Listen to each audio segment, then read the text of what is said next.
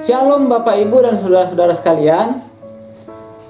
Renungan hari ini diambil dari Kitab Kejadian pasal 47 sampai dengan pasal 50.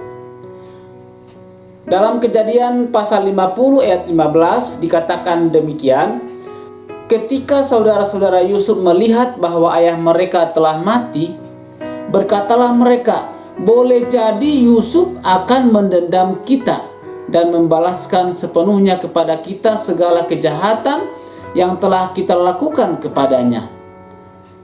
Yusuf dan saudara-saudaranya memang mempunyai masalah pada masa lalu. Tetapi Yusuf sebenarnya sudah mengampuni mereka dengan tulus dan tidak mengingat lagi segala kejahatan atau kesalahan yang mereka lakukan kepadanya.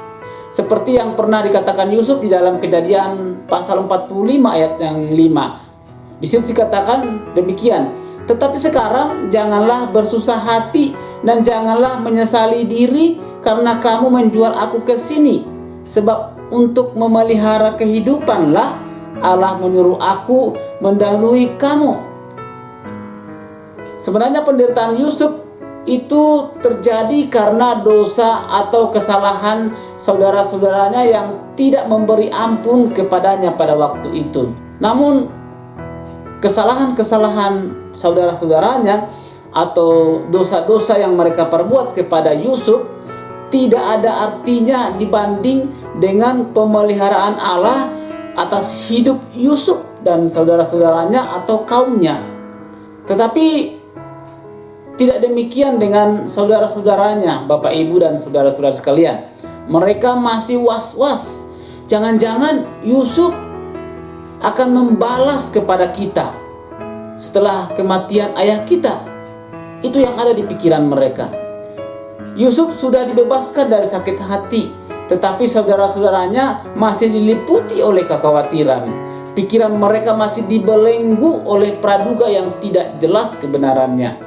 Bapak Ibu dan saudara-saudara sekalian, mungkin kita juga kadang ragu dengan pengampunan yang Allah berikan kepada kita.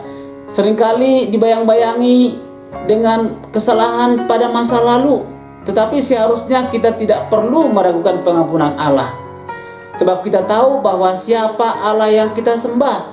Sekali Allah memberi pengampunan, maka Dia tidak akan menariknya kembali. Dan Dia tidak juga mengingat kembali segala kesalahan kita. Pengampunannya sempurna. Amin.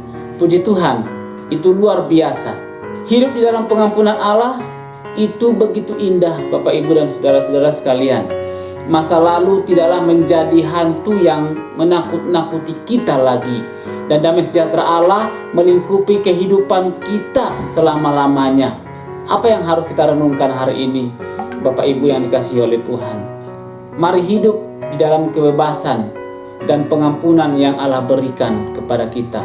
Iblis suka membawa kita kepada masa lalu dan menuduh kita dengan dosa-dosa yang kita lakukan dahulu. Saatnya kita berdiri dan menyatakan bahwa pengampunan Allah itu telah kita miliki sepenuhnya. Kiranya Tuhan memberkati kita sepanjang hari ini.